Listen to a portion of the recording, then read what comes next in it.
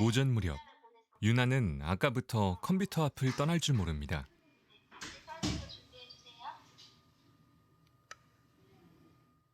준비됐어요?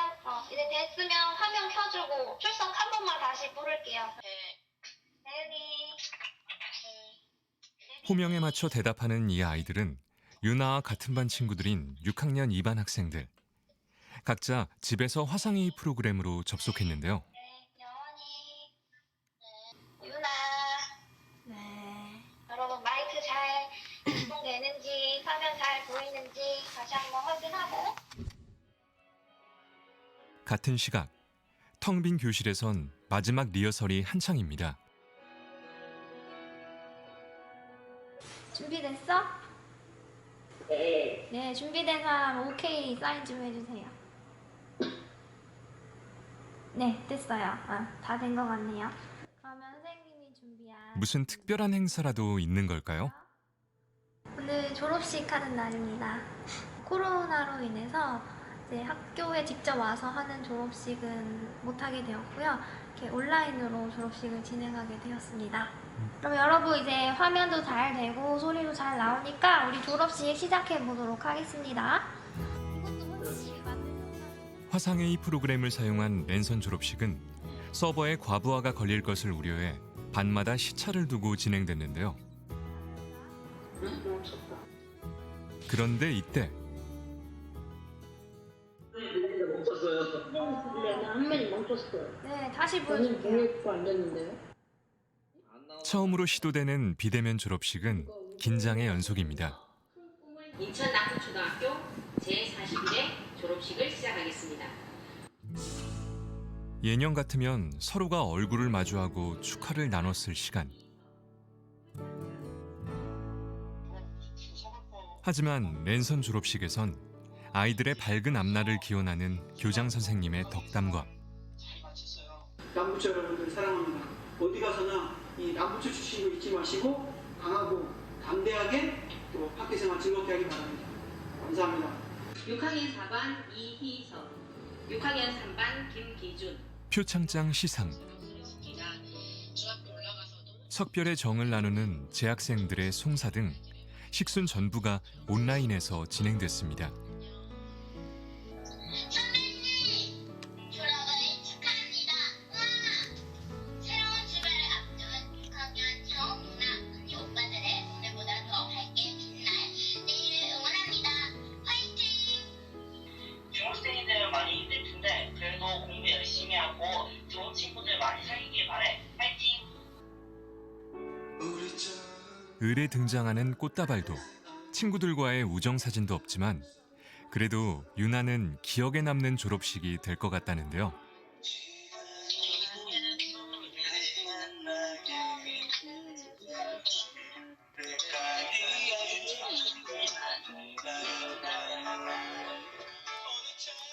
왠지 울컥하는 기분이 드는 건 그만큼 유나가 훌쩍 자랐다는 거겠죠.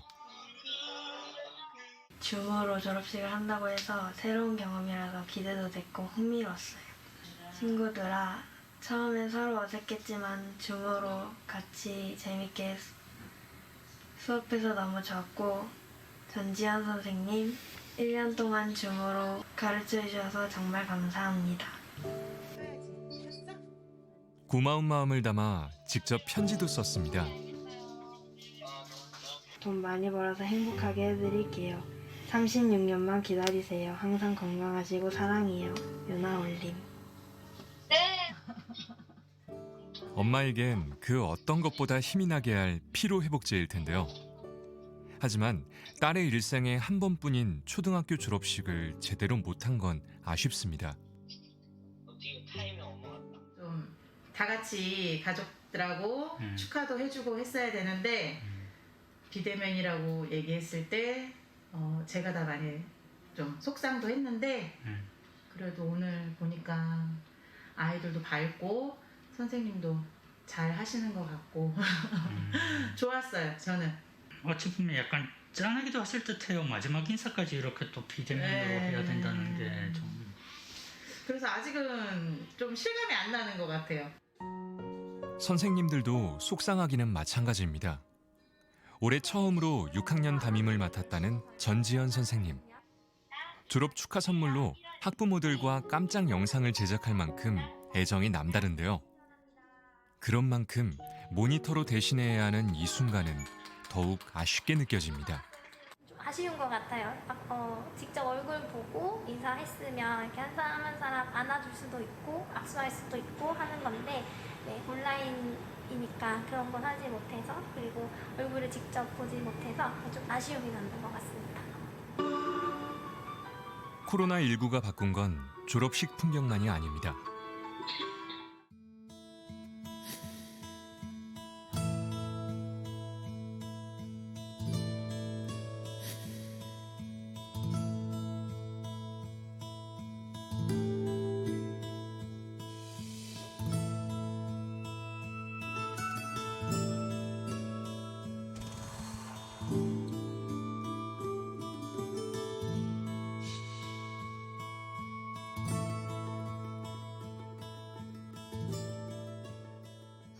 마스크를 잠깐 그러니까 외출할 때 딱 나갔을 때 딱 창피하다고 딱 느끼는 순간 아 마스크 놓고 왔구나 이렇게 딱 생각이 날 때가 있거든요. 그런 생각이 먼저 드는 게 제가 이제 코로나 사회에 익숙해졌다라고 느끼는 때인 것 같아요. 여러 명에서 같이 밥 먹고 이야기하는 그게 제일 그리운 것 같아요.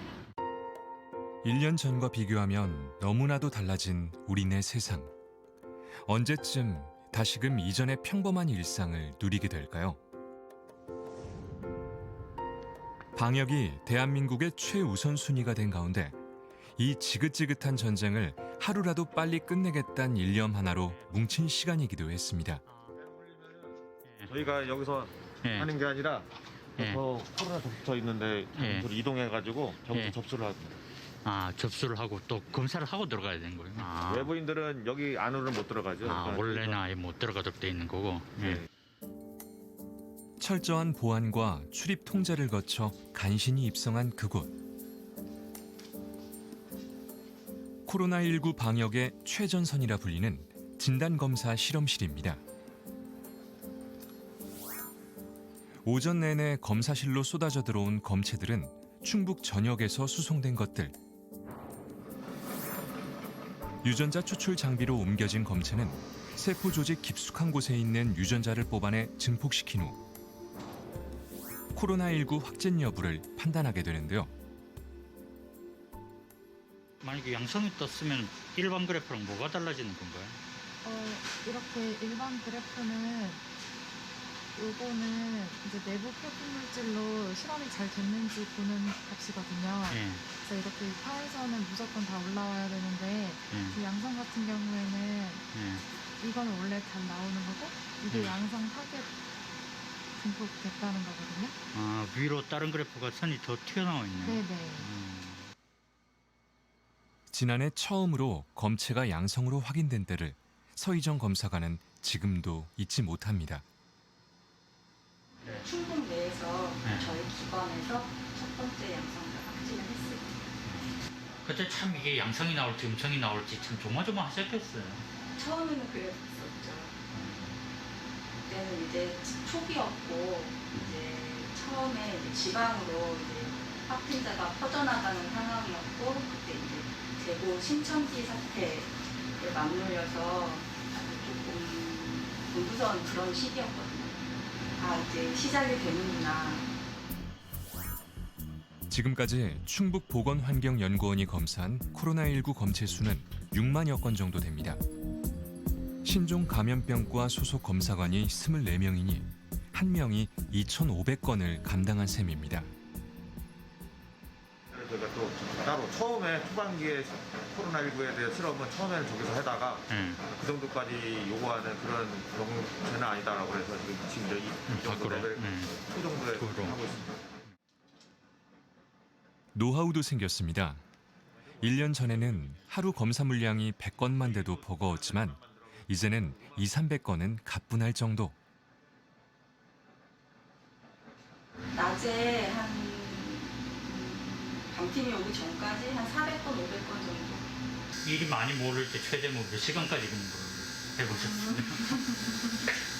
그냥 거의 밤을 자주 샌다고 보시면 특히 지난해 11월 김장 모임으로 충북 지역 확진자가 걷잡을 수 없이 나오던 당시 24명의 검사관들은 야간은 물론 주말에도 총동원돼 근무에 나섰다는데요. 내용은 똑같아요. 항상 사랑한다. 사랑해요. 요게 단데 예, 자주 써서 줘요. 이렇게 편지.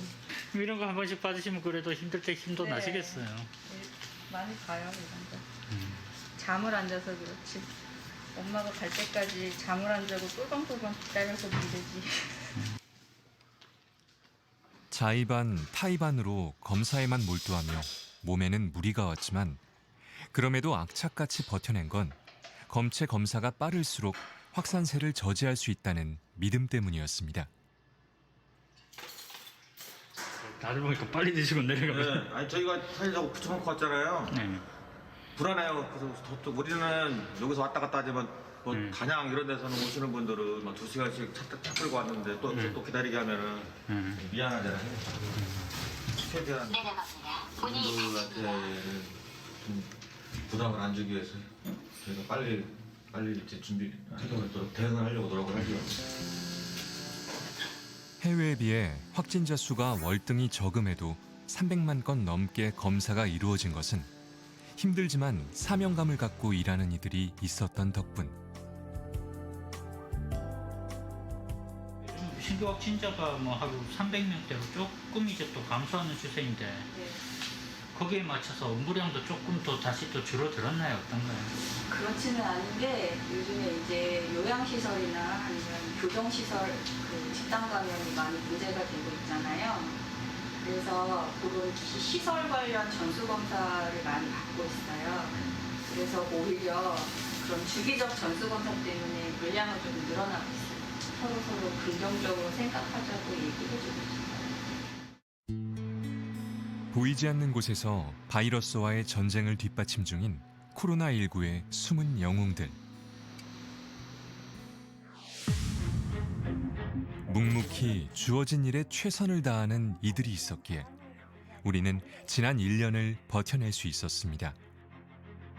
계속 손잡이만 닦으면 팔을 들고 있어서 팔이 되게 아파요. 그러니까 이제 지주봉 닦으면서 다음 칸은 손잡이 닦고 이런 식으로 번갈아 가면서 합니다. 몇 개 차량까지 입고되는 차는 전부 다 하고 있어요. 살 많이 빠졌어요. 몇 킬로나 빠지셨어요? 5kg요. 땀도 많이 나고 되게 힘들어요. 지하철 방역 파이팅!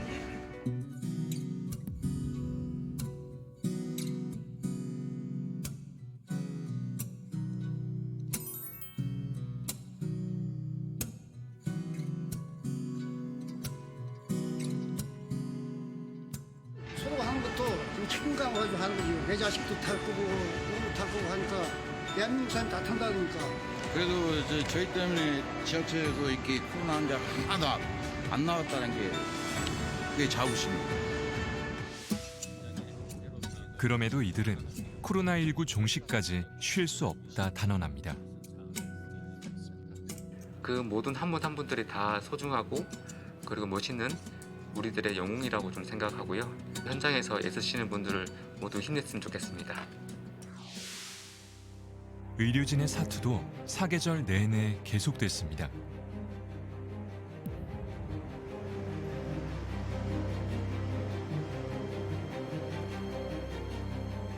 수도권의 경우 지역사회 유행이 본격화되며 대규모 유행으로 진행되는 양상이 점점 분명해지고 있고 시도 때도 없이 계속되는 집단 감염 탓에 의료진은 백신도 치료제도 없는 상황에서 생업도 내려놓고 사활을 건 싸움을 벌여야 했습니다.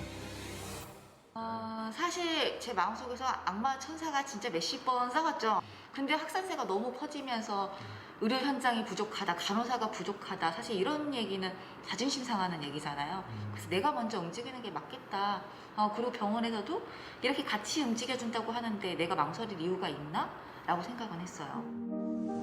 경력 16년 차의 베테랑 간호사인 장 씨는 증상이 거의 없는 코로나19 경증 환자들을 돌보기 위해 지난해 3차례나 생활치료센터 근무를 지원해 현장으로 달려갔습니다. 네, 3월 처음 그래서 대구 경북의 확진자 수가 급증하면서 그분들을 다 모시고 와서 충북 제천에 있는 리조트에서 처음 오픈을 하게 됐죠. 그때 당시 느낌이 어땠어요? 그걸 모시고 한 곳으로 모시고 와서 활동을 하기 시작했는데 진짜 막막했어요. 딱 이 리조트에 제가 10시에 도착했거든요. 3월 8일 일요일 날. 근데 확진자 이제 코로나 걸리신 분들이 한 2시, 1시 반경에 도착을 하신대요. 153분 모두 다. 그래서 정말 너무 당황스럽더라고요. 근데 그 정도로 상황이 급박했기 때문에 남편과 어린 두 딸의 반대를 무릅쓰고 달려간 생활치료센터 현장은 예상보다도 훨씬 더 열악했고 긴박했습니다. 리조트를 빨리 간단한 응급처치라도 할 수 있게 작은 병원으로 꾸며야겠다. 이 생각이 사실 제일 처음 들었고요. 정신 똑바로 차리자 사실 생각했었죠. 의료시설도 열악하고 세부 지침마저 없던 상황. 하지만 장수영 간호사는 오히려 두 번째 파견 근무 때가 더 힘들었다고 말합니다. 근데 8월에 갔는데 무증상자로 입소를 하셨다가 2, 3일 만에 정말 엄청난 고열에 시달리면서 호흡곤란, 그러니까 응급사례가 너무 많은 거예요. 그래서 너무 당황스럽더라고요. 의료진 10명이서 코로나 환자 200명을 보살펴야 하는 강행군 속에 한여름 무더위까지 힘겨운 나날의 연속이었습니다. 이게 레벨 D 단계라고 사실 최고 상이 바로 아래쪽 단계라고 생각을 하시면 돼요. 저희는 그냥 방호복에 고글에 두꺼운 마스크에 또 가리는 페이스 실드 같은 거 비닐막 하나 더 치면 시야가 아예 안 보여요. 눈 땀 때문에. 머리부터 발끝까지 완벽하게 몸을 감싸는 방호복 차림을 하면 에어컨이나 선풍기도 무용지물. 그렇지 않아도 푹푹 찌는 열기에 한 줄기 바람도 통하지 않아 30분도 채 되지 않아서 온몸이 땀범벅이 되기 일쑤였습니다. 이거 제 사진은 아닌데 저희 거기 우리 남자 스태프들 한 15분 정도 얘는 입고 나온 거거든요. 이게 8월 광주. 네, 노출돼서 이렇게 옷이 그냥 다 젖어요. 위에가 한 15분 정도 있었던 15분 거예요. 정도? 네. 그 이제 방호복을 입고의 그 생활도 힘드실 텐데 이제 쉬는 시간에도 어디 나가지 못하잖아요. 못 나가죠. 못 나가요. 그냥 정말 새벽부터 밤까지 계속 일한다고 생각하시면 돼요. 잠만 자고 주면 밥 먹고 도시락 주면 밥 먹고 또 일하고 이 생활이 반복돼요. 3번의 생활치료센터 근무를 마치고 지금은 병원으로 복귀해 간호사 교육 업무를 주로 담당하고 있지만 선별검사소 근무도 병행하며 지난해와 마찬가지로 바쁜 시간을 보내고 있는 장수영 간호사.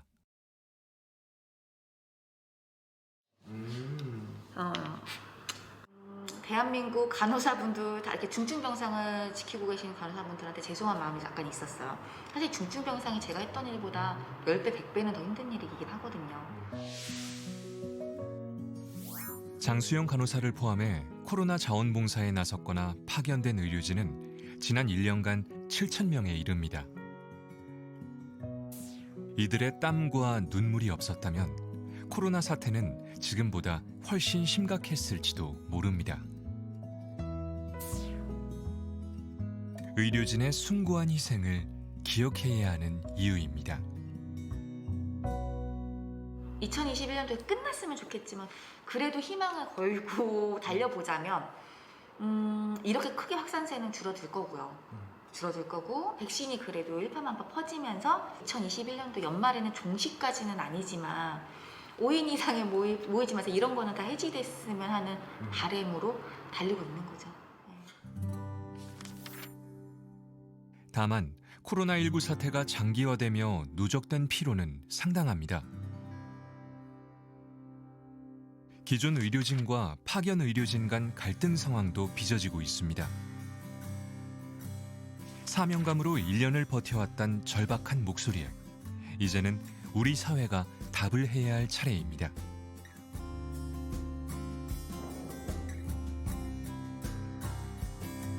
많은 이들의 노고와 헌신에 힘입은 지난 1년.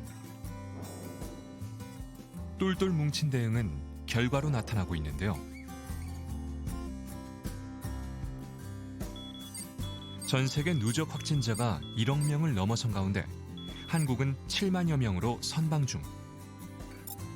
인구 10만 명당 확진자 수와 사망자 수도 OECD 회원국 중 두 번째와 세 번째로 낮은 수치를 기록하고 있습니다. 그래도 1년간 전체 평균에서 나름 좋은 성과를 거뒀다, 이제 그렇게 볼 수 있습니다. 그러한 이유로는 우리나라가 초기에 이 진단 검사를 좀 일찍 도입해서 역학조사와 방역 조치에 활용하는 것을 굉장히 다른 나라보다 좀 일찍 했기 때문에 좀 성과를 거뒀다고 보고요. 해외에서 극찬을 아끼지 않은 우리의 방역 시스템은 신속한 검사와 추적, 치료로 요약되는 3T 전략이 핵심입니다. I think from the beginning, the Korean government did a really good job of being transparent, being proactive, and they're working really hard right now. There are messages on my phone that come up that tell me where to avoid for the time being and keeps me updated. 3T는 테스팅, 진단검사, 트레이싱, 추적조사, 그다음에 트리팅, 치료, 이거를 이제 영어로 합쳐서 3T라고 얘기를 합니다. 아시다시피 조기에 대량으로 코로나19 진단을 해서 환자를 빨리 찾아내고, 그리고 접촉자에서도 찾아내고, 그다음에 트레이싱, 추적 조사를 통해서 이 접촉자가 어떻게 전파됐는지를 빨리 찾아낼 수 있던 그런 방법이 지금 확산을 막는 데 굉장히 도움이 됐다, 그렇게 보여질 수 있고요. 또 대부분 다 이제 뭐 병원 또는 생활치료센터 이런 데다 다 격리를 시켜서 치료하고 또 더 확산되지 않게 했기 때문에 뭐 그런 덕분으로 우리나라가 비교적 그 OECD 국가 중에서는 상당히 좋은 성적을 거두고 있지 않나 그렇게 생각을 합니다. 정례 브리핑 시작하겠습니다. 하지만 3차 대유행 땐 좀 달랐습니다. 11월 19일 기준으로 국내 발생 신규 확진자는 293명이 확진되었고, 오늘 0시 기준 국내 발생 환자는 525명입니다. 당시 중대본 현황판은 하루가 멀다 하고 신규 확진자 기록을 갈아치웁니다. 사망자 증가 속도도 가팔랐는데 코로나19가 국내에 유입된 이래 가장 큰 위기라는 분석이 나올 정도. 현재는 수도권을 중심으로 지역사회 유행이 급속도로 전파되며 전국적 확산이 이루어지고 있는 상황으로 판단됩니다. 대단히 심각하고 엄중한 상황입니다. 지난해 11월 중순 이후 본격화된 3차 대유행은 1, 2차 유행 때와는 몇 가지 차이점이 있었습니다. 특정 집단이나 시설을 중심으로 환자가 집중된 두 차례의 유행과 달리 산발적인 지역사회 감염이 속출한 것. 2월과 8월 대유행 당시 거리두기 조치를 통해 상당 부분 감염자 수를 억제하고 줄여왔지만 일상적인 공간에서는 무증상 감염들이 조금씩 번지고 있었던 겁니다. 방역 단계를 조정하는 그런 기준으로는 종식보다는 우리가 감당할 수 있는 정도의 환자 발생, 그런 정도를 이제 겨냥했기 때문에 어떻게 보면은 완전하게 이제 강력한 어떤 방역을 했다고 보기는 좀 어려운데, 그러다 보니까 뭐 환자 발생이 이제 생길 수 있는 거는 예상이 됐던 일이고, 근데 아마 좀 처음에 예상했던 것보다는 좀 더 많은 환자가 발생하지 않았나. 감염 경로를 알 수 없는 확진자 비율도 높았습니다.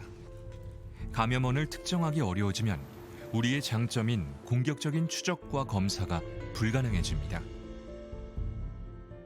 역학조사관의 숫자와 방역당국 역량은 한정되어 있지 않습니까? 따라서 이렇게 대규모로 지역사회 감염이 전파된 그런 경우는 추적조사도 거의 현실적으로 불가능하고, 그리고 완벽하게 진단을 조기에 찾아내는 것도 어렵습니다.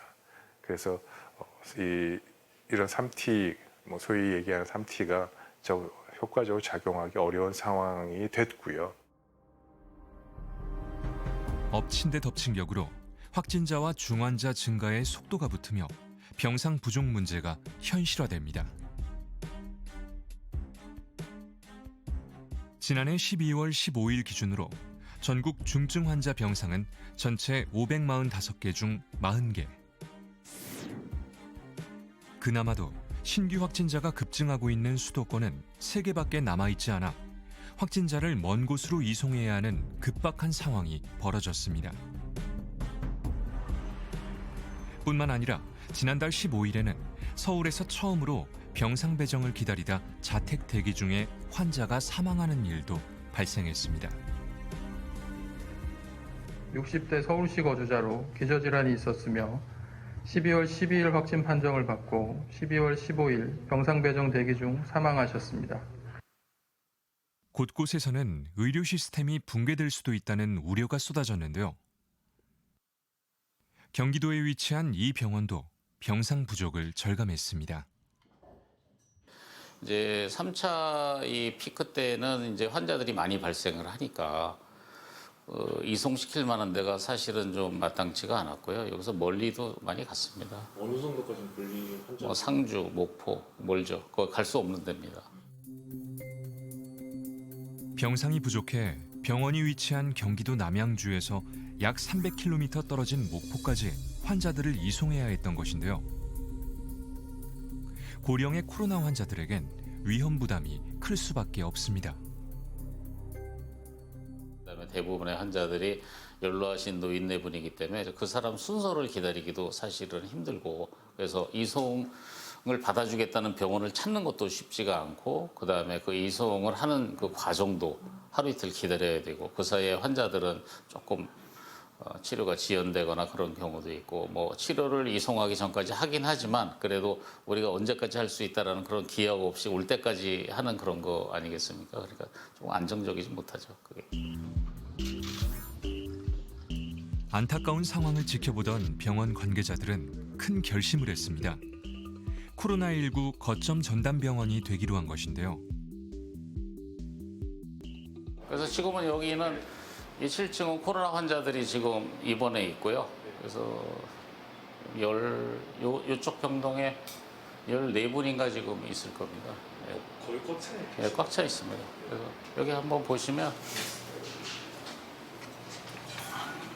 자, 여기는 이제 근무자들이 저렇게 PAPR 보호구 착용하고 근무하고 있고요. 12월 17일 날 저희가 지정을 받았고요. 12월 17일 그때는 이제 중환자들이 갈 병실이 없어가지고 여기저기 좀 힘들었었죠. 전국적으로 다 서울에 있는 사람도 뭐 광주도 가고 막 이런 상황이었기 때문에 중환자 병상, 일반 병상들은 조금 여유가 있었는데 중환자가 갈 병상이 없었거든요. 그러니까 저희가 중환자 병상을 좀 부랴부랴 빨리 만들었죠. 이제 그 전에 이제 준비하고 있었던 그런 계획에서 조금 더 빨리 해서 빨리 만든 거죠. 현재 이 병원은 117개의 코로나19 전담 병상을 운영하고 있는데요. 덕분에 인근 지역의 코로나19 중증 환자들이 멀리 가지 않고도 치료를 받을 수 있게 되었습니다. 어제 온 4명은 괜찮아요? 한 분만 발열이 칼도대로 해가지고 90살 넘은 사람이 있네 보니까. 그분은 정작 괜찮으세요. 그리고 한 분이 허트레이트가 30대인데 따로 기저질환이 없거든요. 그 치매밖에 없는데. 근데 이제 발병된 지가 얼마 안 돼서 어떻게 되려나 잘 몰라. 좀 봐야 돼. 주말 지나가면서 좀 변할 수가 있어서 어떻게 되려나 잘 모르겠어요. 큰일이요. 좀 주나 했더니 거기가 지금 요양병원이 3개가 지금 코호트 격리돼 있거든요. 100명이 넘어. 그 사람들이 며칠 사이에 어떻게 되려나 몰라요. 병원 입장에서는 대다수의 병상을 코로나19 환자 전담으로 운영해야 하기 때문에 경영상의 부담이 따를 수밖에 없는데요. 여기가 이제 요번에 새로 만든 이제 호흡관리 중환자실입니다. 그래서 15병상이고요. 여기서 코로나 중증 환자를 보는 공간입니다. 하지만 국가적 재난 상황에서 소극적인 방역이 오히려 위기를 초래한다는 생각에 흔쾌히 병상을 내놓았습니다. 근데 저는 그렇게 생각하거든요. 이제 만약에 우리가 코로나 때문에 뚫려가지고 병원이 폐쇄되면은 뭐 그거는 끝이니까 그것보다는 조금 더 우리가 선제적으로 대응하고 투자하는 것이 더 맞다라고 생각하고요. 실제로 저희는 뭐 코로나 잘 극복하고 해서 뭐 큰 문제가 있었던 적은 없습니다. 경영적으로도 잘 방어했고요. 이 병원뿐 아니라 많은 병원들이 병상 부족 문제를 해결하기 위해 힘을 보탰는데요. 그 결과 지난해 말 기준 생활치료센터 가동률은 46.3%, 전담병원 가동률은 69.3%로 전과 비교해 가동률이 감소했습니다. 또한 정부는 경증 확진자들을 수용하기 위해 대학교 기숙사와 국내 대형 교회의 기도원 등을 생활치료센터로 전환했는데요. 이러한 노력들 덕분에 비교적 빠른 기간에 병상 부족 문제를 해결할 수 있었습니다. 일상적 공간과 모임을 고리로 하는 확산세를 끊기 위해선 5인 이상 사적 모임 금지 카드를 꺼내듭니다. 연말 연시에 각종 그 다양한 모임을 통해서 전파가 확산되는 게 굉장히 우려되는 그런 시기이기 때문에 5인 이상 집합 금지하는 행정 명령을 잘 준수해 주시기를 요청을 드립니다. 또 요양병원과 기도원 같은 감염 취약시설 종사자의 검사 주기를 단축하고 드러나지 않은 감염자를 조기에 찾기 위한 진단 검사 수도 대폭 늘리는데요. 1m 간격으로 앞에만큼 나오세요. 앞에만큼 들어나오세요. 지난해 12월부터 수도권을 중심으로 설치 운영 중인 임시 선별 검사소는 무증상 감염자를 더 빨리 찾아내 추가 전파를 차단하기 위한 것입니다. 선별진료소는 접촉자로 분류되신 분들, 역학적 연관성이 있으신 분들이 그쪽으로 가시는 거고요.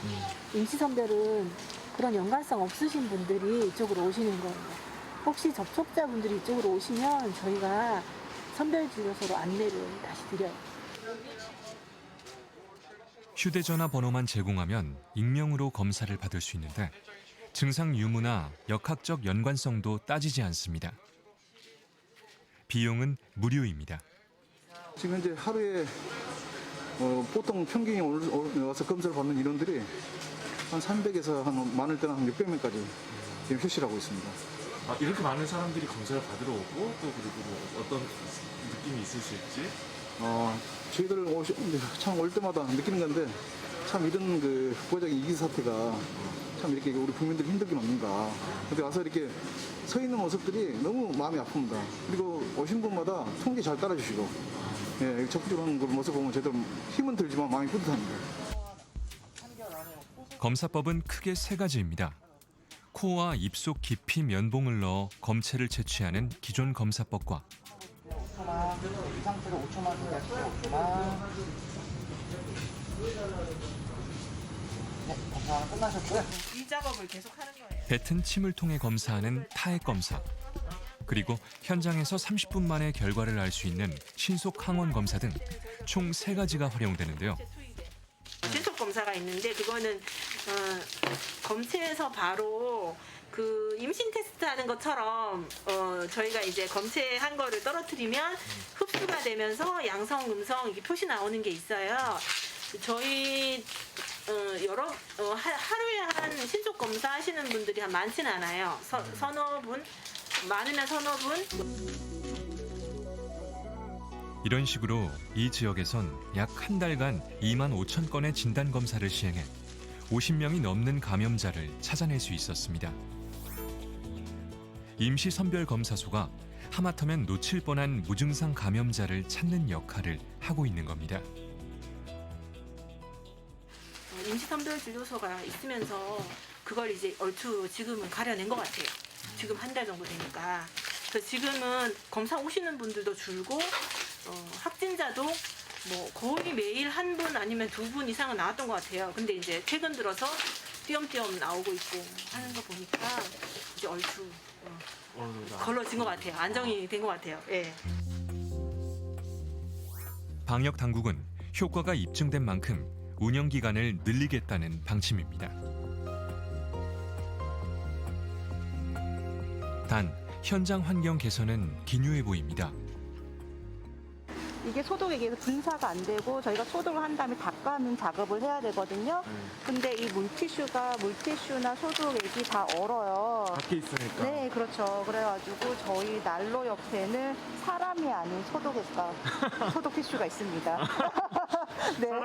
사람이 아니. 네네. 그래도 오늘. 살을 내는 강추위에도 방호복 위엔 외투도 걸칠 수 없습니다. 감염의 우려 때문입니다. 사정이 알려지자 주위에서 방호복 안에 입는 발열조끼와 핫팩 같은 방한용품을 보내오고 있는데요. 발용이에요, 발용. 이거는 저희가 지금 갖고 있는 건 요만한 건데 2개 들어있는데 앞쪽에만 붙이는 건데 이거는 길게 붙이는 거네요. 깔창처럼. 네, 깔창처럼 붙이는 거예요. 이런 거 주셨네요. 너무 감사해요. 뜨끈뜨끈하겠어요. 파고를 넘기 위한 총력전이 통했던 걸까요? 2개월간 기승을 부리던 3차 대유행은 다소 진정세를 보이고 있습니다. 국내 발생 확진자 수는 최근 1주간 일평균 516.1명으로 3주 연속 감소 추세를 유지하고 있습니다. 감염 재생산 지수도 1 이하로 떨어졌습니다. 이 수치가 1 이하로 떨어지면 확산세가 억제되고 있다는 의미입니다. 그러나 다중이용시설 운영 제한이 한 달 반 넘게 이어지며 소상공인들의 경제적 피해는 눈덩이처럼 불어난 상황. 생계를 위해서 일용직 나가시는 분들도 많으시고 생계를 위해서 지방 내려가서 일하시는 분들도 많으세요. 애끓는 한탄에 정부의 고민도 깊어질 수밖에 없었습니다. 이분이 내고 있는 임대료가 800만 원이라고 그러시지 않았습니까? 전 800만 원. 예. 그러니까 그 임대료를 영업을 하지 못하면서 부담해야 되는 자영업자의 눈물을 어떻게 닦아줄 것인가.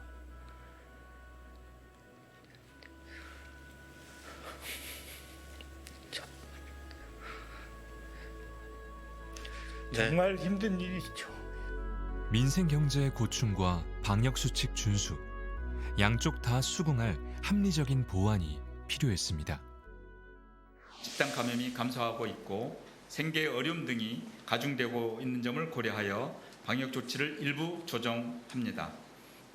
수도권의 집합금지 시설 중 유흥시설을 제외하고는 모두 집합금지를 해제합니다. 주말 오후 100평 남짓되는 헬스장은 묵직한 쇳소리와 거친 숨소리가 멈추지 않습니다. 힘드시죠? 네, 지금 이거 하시는 건 뭐 어떤 운동인가요? 이거 여기 등 날개짓 사이에 등 근육 강화시키는 운동이에요. 체력 단련 중인 회원들 사이로 보이는 한정욱 대표의 얼굴도 모처럼 밝습니다. 옆으로 빠지게. 하나, 여섯, 있게 천천히. 그리고 지난달 정부의 방역 조치 완화로 헬스장 같은 실내 체육 시설의 영업이 재개됐는데 매출 감소로 5명의 직원을 내보내야 했던 한정욱 대표로선 반색할 수밖에 없는 소식.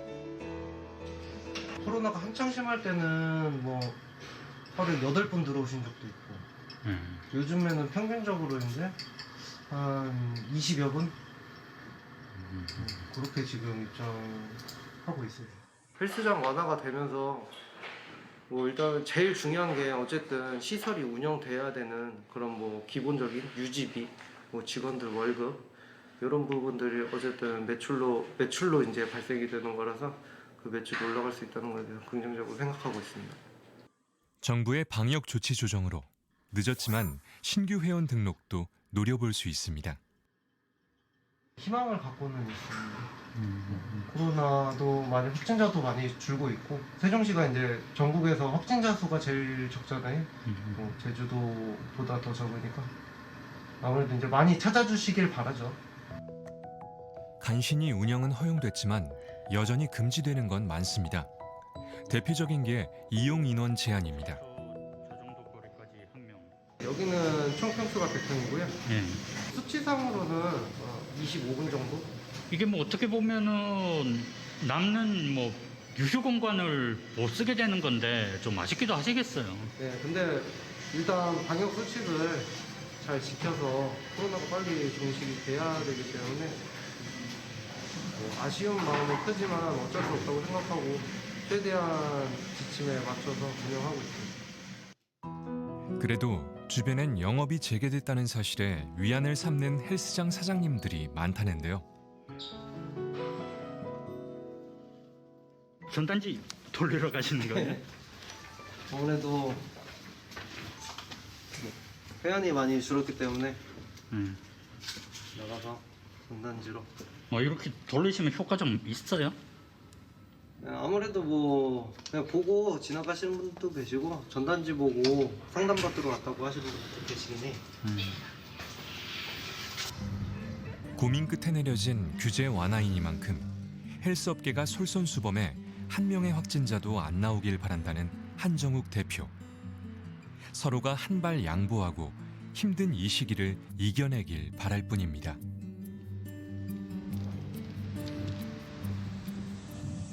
만약에 헬스장이 코로나 이전처럼 완전 이제 정상화가 된다면 가장 먼저 뭘 좀 하고 싶으세요? 뭐 회원분들하고 마스크 벗고 운동하고 싶죠. 아무래도 너무 불편해 하시니까 네, 그렇게 회원분들과 같이 운동을 했으면 좋겠어요.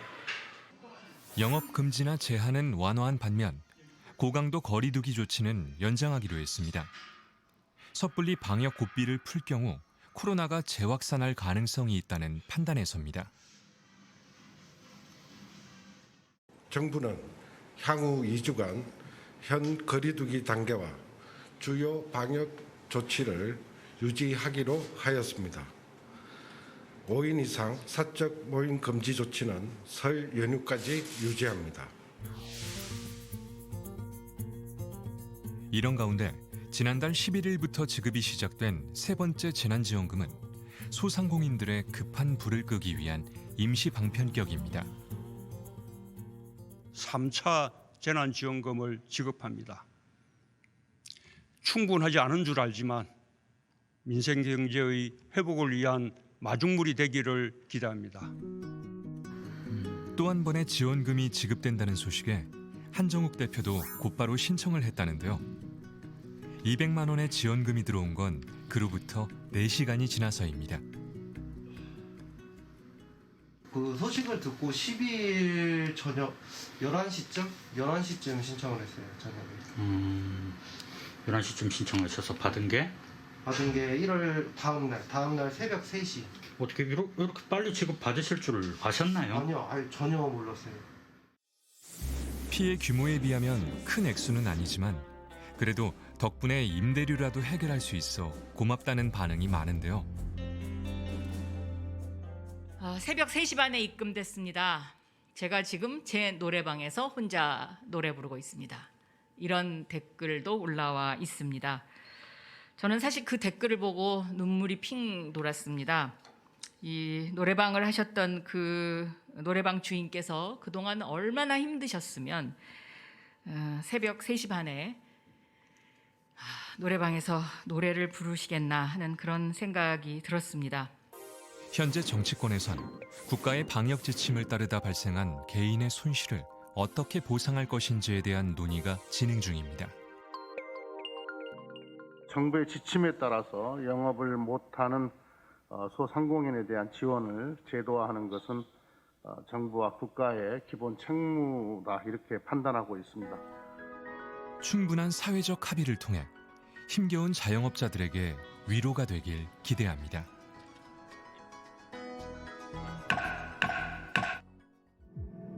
코로나 사태가 1년이 넘어가며 종식을 위한 백신 도입도 가시화되고 있습니다.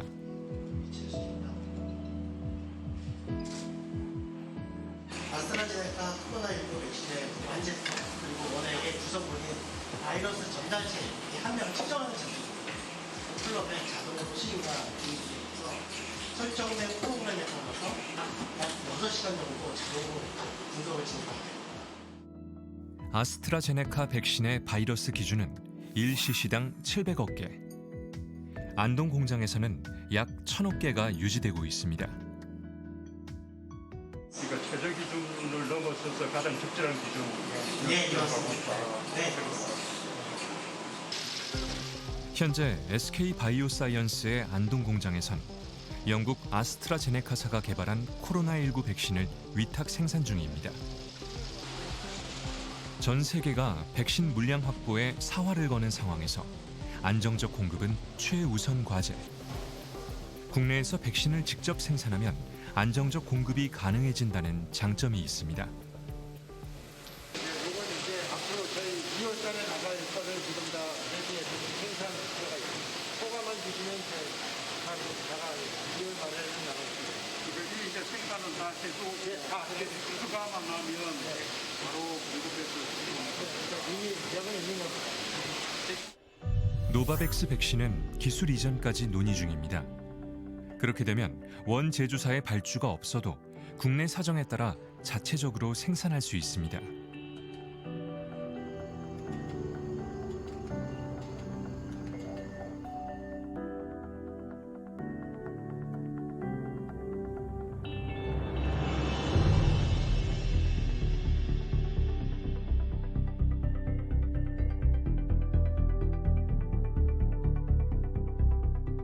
현재까지 확보됐거나 예정된 코로나19 백신은 모두 7,600만 명분입니다.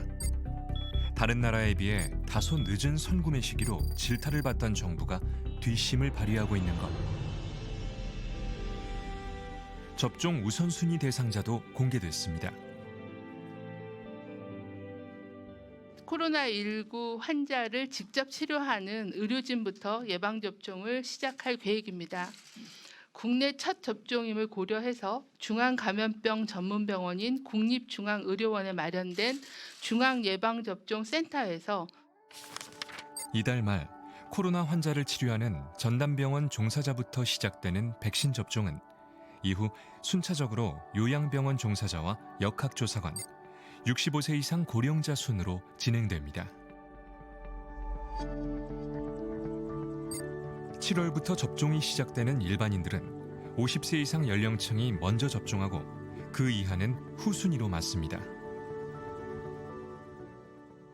가령 지금 우리나라만 해도 80세 이상 연령에서는 치사율이 20%를 넘죠.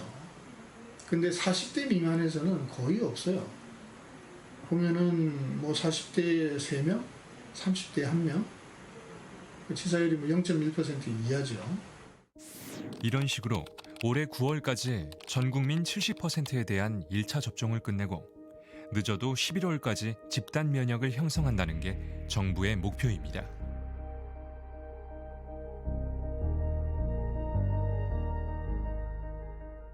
아직까지는 항체가 얼마나 유지가 될지 그리고 얼마나 빠르게 형성이 될지에 대해서는 정확하게 예측은 불가능하지만 우리나라가 2월 달에 물량이 시작되고 접종이 순차적으로 이루어진다면 적어도 가을까지는 집단 면역이 이루어질 수 있는 속도를 낼 수 있지 않을까라는 예상을 해보고요. 백신과 함께 코로나19에 대응할 치료제도 대기 중입니다. 국내에서 개발해서 효과적인 치료제가 나온다면 매우 의미 있는 일이고요. 당연히 필요한 겁니다. 그런데 이제 아시다시피 치료제든 백신이든 성공적인 최종 마지막까지 사용할 수 있는 그 치료제를 만들거나 백신을 만드는 것이 굉장히 어려워요. 다행히 우리나라는 이제 이 바이오 제약 업계의 기술적인 수준, 백신 주권, 또 치료제 확보라는 그런 측면에서 필요하기 때문에 좀 추진하고 있고요. 그중 개발 진행 속도가 가장 빠른 것으로 평가받는 코로나 항체 치료제는 임상 결과 중증 환자 발생률을 54% 감소시키는 것으로 나타났습니다. 최고의 심사 전문가들로 허가 전담 심사팀을 구성해서 코로나19 백신 치료제의 조기 도입에 저희 식약처의 모든 역량을 집중하고 있습니다. 치료제는 2월 초에 허가가 완료될 것으로 예상됩니다.